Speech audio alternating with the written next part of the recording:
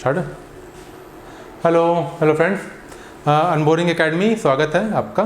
ठीक है, तो हम लोग ने बेटा एंशेंट्स का काम तमाम करीब कर दिया है। देखो एंशेंट का थीम क्या है कि जितना आप डूबोगे उतना आपको कुछ ना कुछ मिल जाएगा।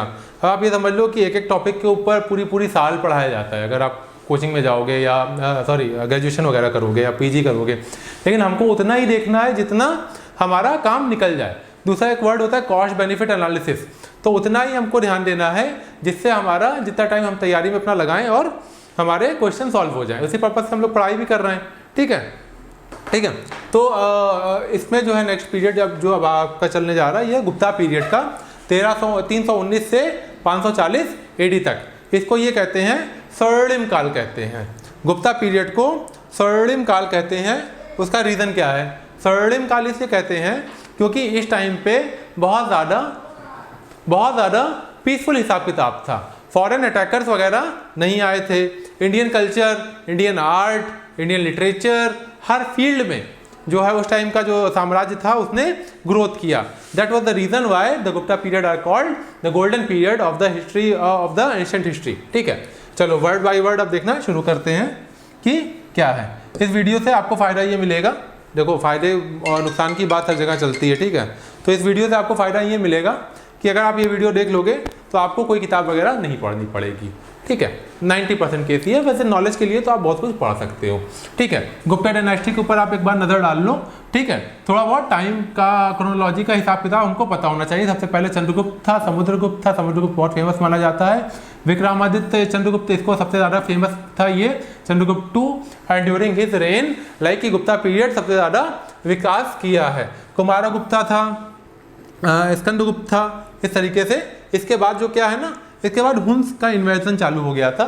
जो आपका पंजाब और पाकिस्तान का एरिया है और पेशावर का एरिया, वहाँ से हुन्स का इन्वेजन चालू हो गया था। इसके बाद से एक समझ लीजिए कि इंडियन हिस्ट्री में एक पॉज था और एक डार्क फेज आ गया था। तो गुप्ता पीरियड को ही एंशिएंट इंडिया का एंड टाइम भी समझा जा सकता है। उसके बाद से फिर डार्क फेज था, उसके बाद से आपका मेडिवल का हिसाब किताब चालू हो जाता है। गुप्ता पीरियड को हम लोग आइए डिटेल में देखने की कोशिश करते हैं। In the 4th century AD in the new dynasty called Gupta arose in the Magadha area. Magadha area में स्टैब्लिश हुआ था, जो किंगडम था over a greater part of northern India. Northern India के एरिया में अधिकतर ये फैला हुआ था।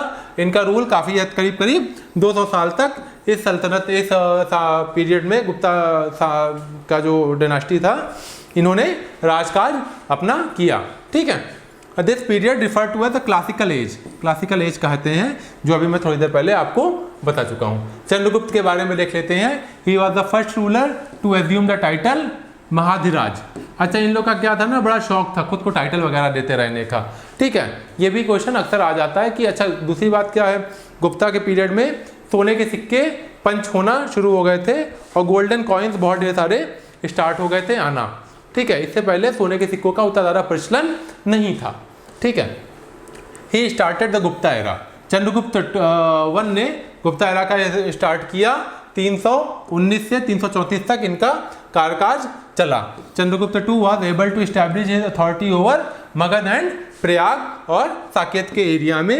Original type of gold coin, gold time देख लीजिए आप, जिसको दिनार भी कहते थे उधर में। ठीक है, वो चालू हुआ था। उसके बाद मामला आया समुद्रगुप्त का मामला आया। इन्होंने भी बहुत तगड़ा एक्सपेंशन वगैरह किया, मैरिटल शादी ब्याह करके और अटैक वगैरह करके अपने आसपास के राज्यों को। Samudragupta was the greatest king of the Gupta dynasty. ठीक है, the most detail and authentic record of his reign is preserved in his poetry.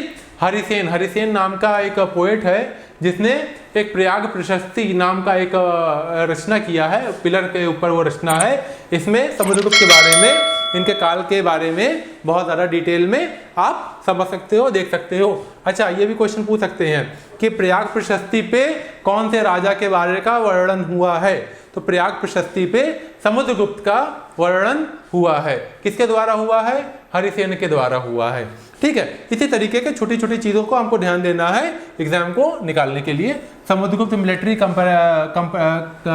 बनती थी। The description of him as a Napoleon of India.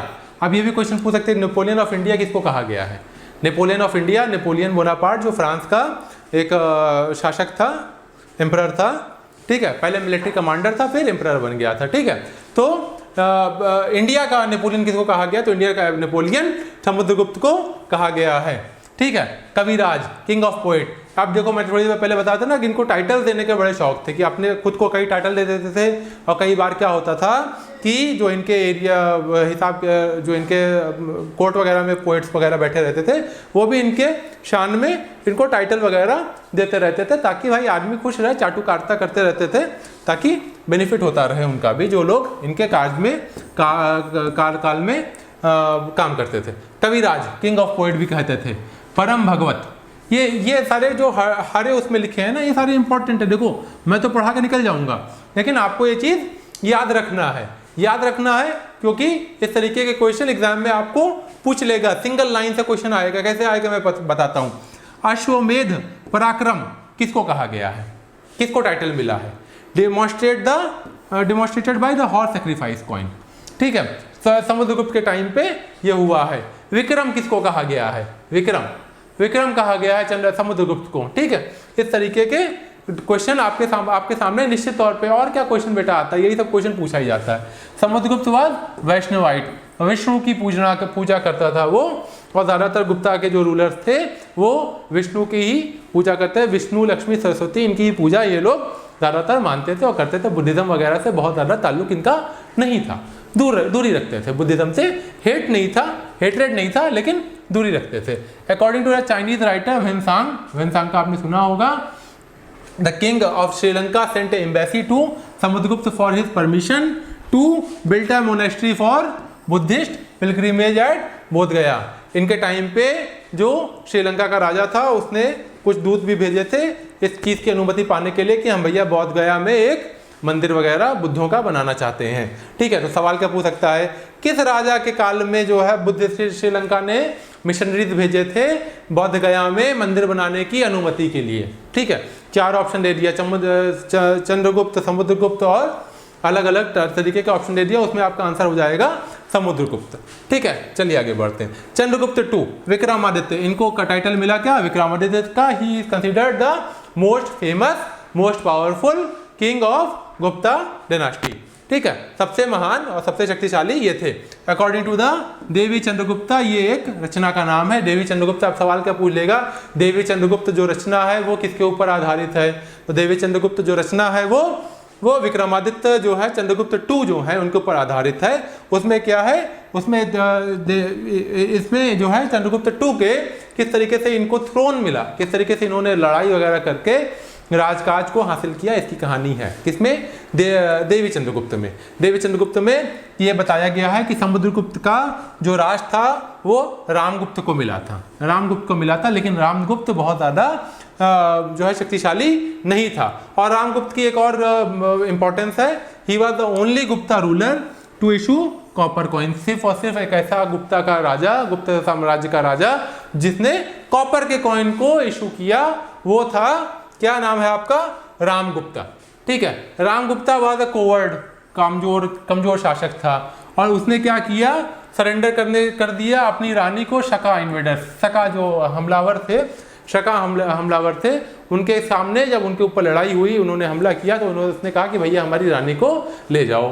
ठीक है, लेकिन चंद्रगुप्त 2 जो है उसने क्या किया, वो जो चंद्रगुप्त 2 जो है रामगुप्त का छोटा भाई था। ठीक है, उसने क्या किया कि हम अपने दुश्मनों को ऐसे तो अपनी रानी को नहीं दे सकते हैं, तो डोली में बैठ के चला गया और जाके वहाँ पे जब शका रूलर ये इंतजार कर रहे थे कि चंद्रगुप्त वो रामगुप्त की रानी जो है आएगी यहाँ पे, उसकी जगह पे ये निकला उस डोली से और मारपीट के उनका सब विनाश कर दिया और वापस आया, रामगुप्त को भी खेल खत्म कर दिया और जो है गद्दी वगैरह सब उसके ऊपर काबिज हो गया। ये resolve to go to the enemy camp, इसने कहा कि हम भैया जाएंगे और रानी को बचाएंगे, रानी बन के डोली में बैठ के चले जाएंगे और जाके दुश्मनों को मार आएंगे। ठीक है, as the result of the overthrown of the Shaka ruler in the western India, इस वजह से जो पश्चिमी इलाका था भारत का, उस पर शका का रूल था, लेकिन चंद्रगुप्त ने बड़ी ही डॉन्टिंगली जो है बड़ी बहादुरी दिखाते हुए गया और उन लोग का खात्मा आत्मा करके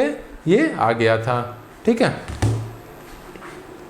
as a result of the overthrow of the Shaka empire, the Gupta empire extended up to Arabian Sea. Arabian Sea तक इनका एम्पायर फैल गया था। He was the first Gupta ruler to issue silver coin भी इसने issue किया है, इंडॉक्टर title. और इनको भी टाइटल का बड़ा शौक था। इन्होंने कहा सकरी और विक्रमादित्य के नाम से मेरे को बुलाओ और मेरे को पूजा वगैरह करो, मेरी आरती उतारो, ठीक है। महरौली के ऊपर इसने काफ़ी जो है आयरन पिलर लगाया। आप कभी दिल्ली जाओगे तो वहाँ पे गोल एक लोहे का खंबा है। उसकी खासियत ये है कि वो सैकड़ों हज़ारों साल पुराना होने के बाद भी उसको जंग नहीं लगता है।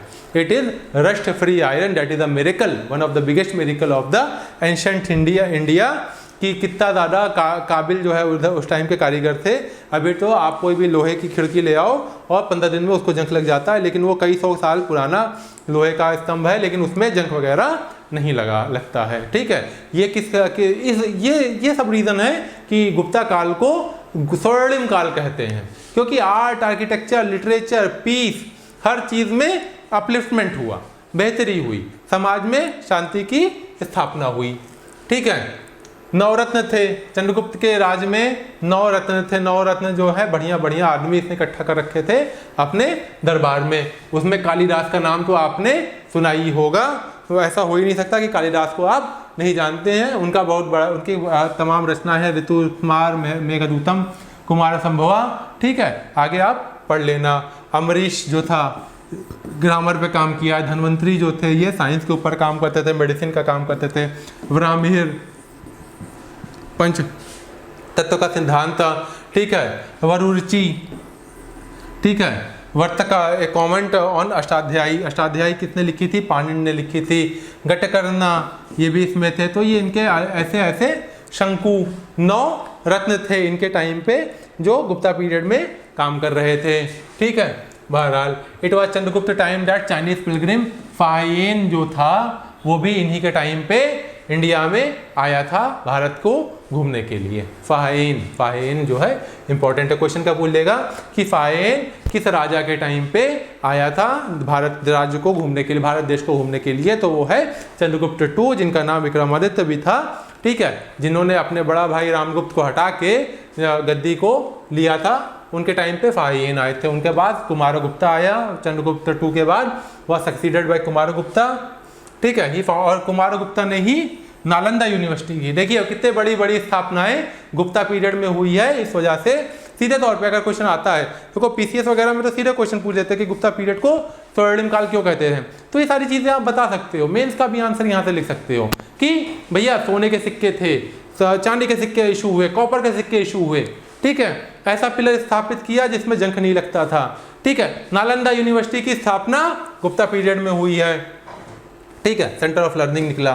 फिर स्कंदगुप्त था। स्कंदगुप्त जो है आखिर के राजाओं में से एक था। सक्सीडेड इन डिफीटिंग, शुरुआत में इन्होंने हुंस का बहुत तगड़े से सामना किया और उनको हटा दिया, ठीक है। ये अलग अलग इंस्क्रिप्शंस हैं, इसके ऊपर आप ये चीज़ याद कर लो, ये चीज़ ही इंपॉर्टेंट है, ये चीज़ आता है, ठीक है। कौन सा इंस्क्रिप्शन किससे रिलेटेड है? समुद्रगुप्त से रिलेटेड बहुत ढेर सारे इंस्क्रिप्शन है, ईरान, नालंदा, प्रयागा, प्रशस्ति। चंद्रगुप्त से जो है महरौली पिलर है। स्कंदगुप्त से जूनागढ़ रॉक इंस्क्रिप्शन है, बिटरी है, इंदौर स्टोन रॉक है।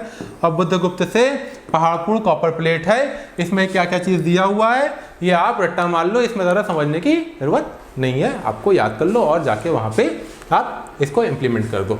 एडमिनिस्ट्रेशन है आगे, ठीक है, इतना ही है, कम है। चलिए अगले वीडियो में हम लोग गुप्ता पीरियड के एडमिनिस्ट्रेशन और इकोनॉमी, पॉलिटी और सोसाइटी देख के इसको समाप्त कर देंगे। अगर आप कहोगे तो एक पीरियड मैं और ले लूँगा, वो संगम एरा के ऊपर एक लेक्चर ले लूँगा। उसके बाद हम लोग या तो मेडवल शुरू करेंगे और या तो मॉडर्न शुरू करेंगे। अदरवाइज मेरा तो मन ज्योग्राफी शुरू करने का है, तो हो सकता है मैं ज्योग्राफी शुरू कर दूँ इसके बाद से, ठीक है। एंशिएंट का आपका काफ़ी हद तक काम मैंने कर दिया है, ये वीडियो आप देख लोगे और बाकी क्वेश्चन मैं करा दूँगा, 500,000 क्वेश्चन करा दूँगा, बस आपका काम हो जाएगा। चलिए, thank you so much for watching this video. Take care and be hardworking, be strong, ठीक है, be ambitious and like, share and subscribe this YouTube channel. Thank you so much.